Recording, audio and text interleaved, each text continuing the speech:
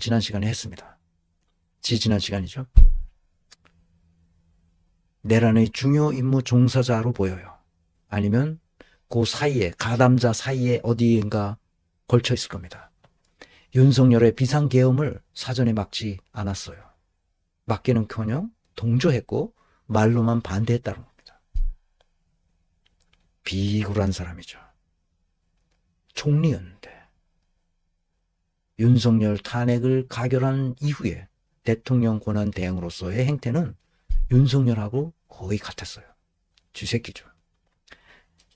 내란 사태에 대해서 수사 주체가 세 군데로 분산되어서 서로 경쟁하듯이 할 때 그것을 지휘 조정하지도 않았어요.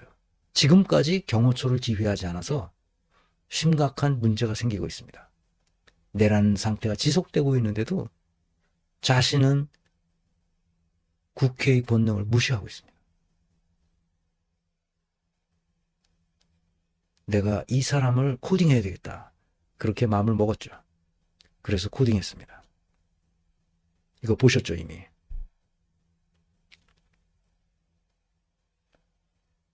아마 현대사에서 내가 알고 있는 최근세사, 최현대사, 내가 은퇴한 이후에 정치인을 봤던 몇몇 사람 중에서 윤석열 빼고 두 번째로 우리 한국 문명을 망가뜨린 사람입니다. 이 사람들은 한국 문명을 발전시키는데 온 힘을 기울였던 사람인데 비해서 이 사람 한국 문명을 퇴보시키는데 온 힘을 쓴 사람들이죠. 한독수와 이낙연, 이 두 사람이 비슷한데 한독수가 더 심각합니다. 문재인, 한독수, 이낙연, 윤석열 다 똑같은 놈들입니다. 한동훈도 말할 것도 없죠. 그래서 전우영 교수가 페이스북에다 이렇게 썼습니다. 한독수 권한대행이 심사숙고가 필요해 내란 특검법과 김건희 특검법에 대한 거부권 행사 여부를 24일까지 결정할 수 없다고 말했습니다.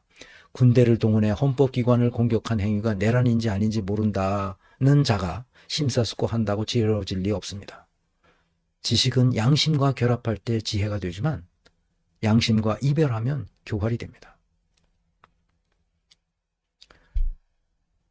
오늘 두 번째 페이스북에 이렇게 썼습니다. 을사늑약대 내각회의에 참석한 대신은 8명이었고 그중 찬성한 5명이 을사오족입니다. 지금의 총리에 해당하는 참정 대신 한 교설은 끝까지 반대했습니다. 지금 대한민국 장관들 양심의 평균 수준은 을사늑약 당시의 대신들보다 훨씬 저질입니다. 뉴라이트의 민족 반역자 숭배 논리에 빠진 자들은 반민주 내란 범죄도 옹호하기 마련입니다. 내란 범죄를 옹호하고 있죠. 한독수가. 조선시대 같았으면 이런 자들을 어떻게 합니까? 능지처참을 하죠.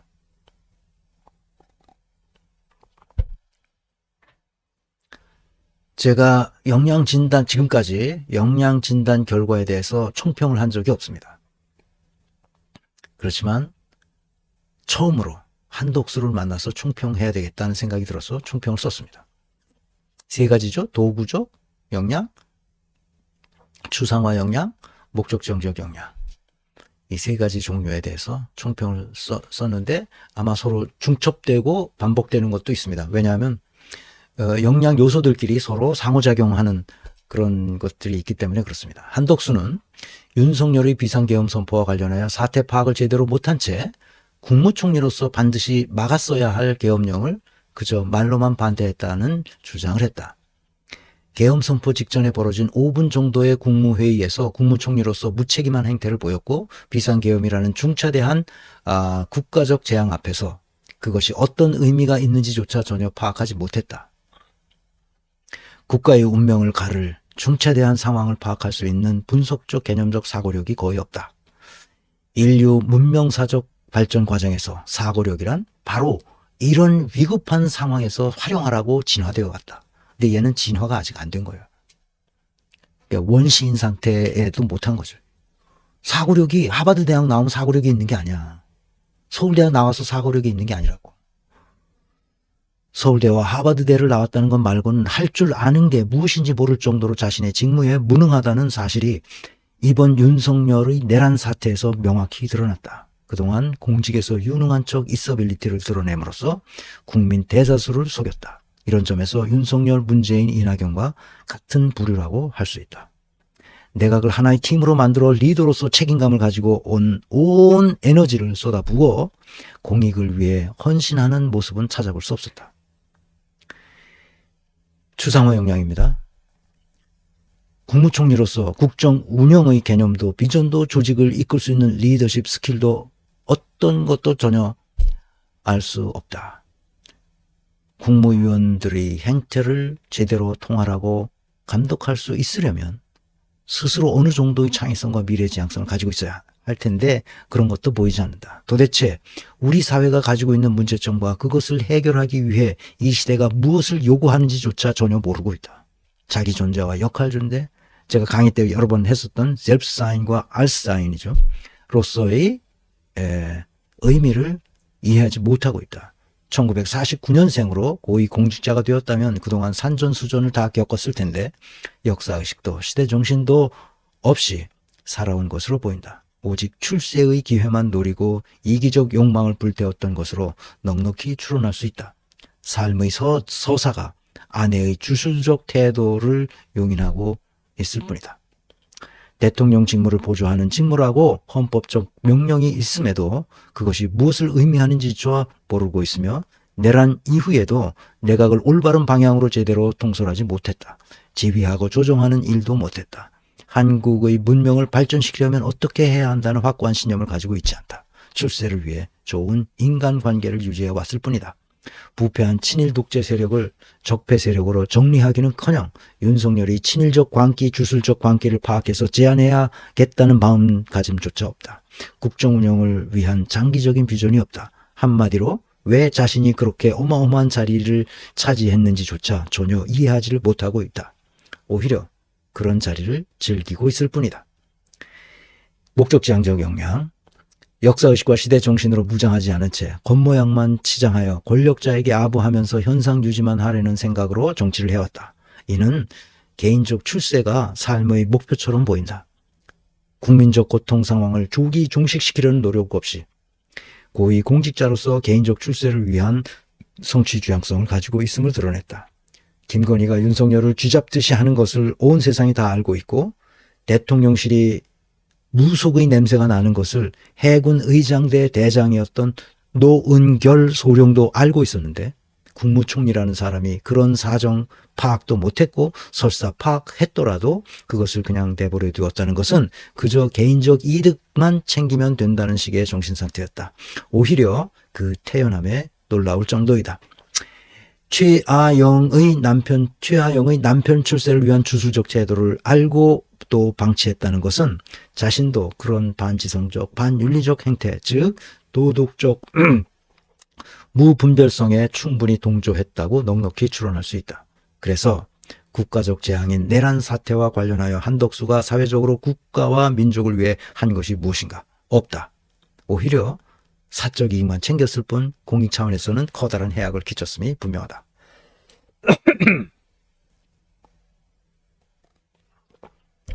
결론적으로 고위 공직에는 전혀 부합한 인물이 아니다. 우리 사회가 이런 인물을 고위 공직자로 배출했다는 사실에 깊은 반성과 성찰이 필요하다. 다시는 이런 인물이 공직에 나타나지 않도록 해야 한다.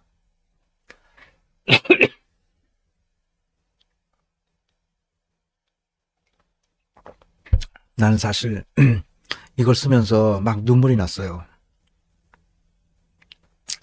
어떻게 이런 놈이 그렇게 높은 자리에까지 천연덕스럽게 올라갈 수 있었는가? 우리의 인사평가 시스템과 이 구조화 시스템이 얼마나 후진적인가? 후진국에서도 이런 무능한 사람을 올려놓을 수 없어요. 이게. 이낙연 똑같은 놈입니다. 어떻게 한결같이 이런 놈들이 총리를 하냐고. 건강한 민주주의를 위한 시민과 정치인의 역할 부담에 대해서 지난 시간에 얘기를 했습니다. 이 얘기는 조금 다음 시간에 봐서 즐거운 크리스마스 시즌인데 제가 무거운 얘기만 하는 것 같아서 미안합니다. 자, 건강한 민주주의 네트워크 장기적인 목표는 관존민비 사상을 민존관비 사상으로 바꾼다는 겁니다. 그러면 자연히 민주화 되는 거예요. 우리의 정신세계가 민존관비 사상, 민간이 주인이고 이 관리들은 머슴에 불과하다는, 그래서 그놈 정신으로 꽉 차 있을 때 우리 사회는 바뀝니다. 이 나라의 주인은 우리다, 민중이다, 시민이다, 국민이고 우리는 그래서 그놈들을 고용했다 하는 이 정신, 이것이 우리에게 박혀 있으면 되는데, 그래서 이 정경사교국의 민주화 체제만 갖추면 됩니다. 그러면 이 세상에 부러울 것이 없습니다. 이렇게 가도록 합시다.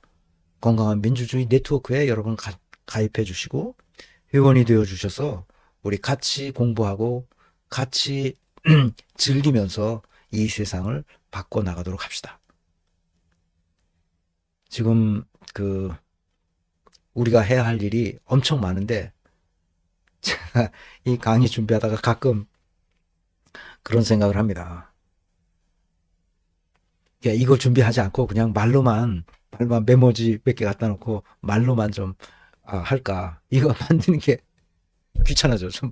그래서 이러면 안 된다. 이 정신 바짝 차리고, 그래도 내 강의를 듣는 사람은 그래도 10,000명 20,000명 듣고 그분들이 이걸 알 수만 있다면 얼마나 훌륭한 나라가 되겠나 하는 생각을 해봅니다.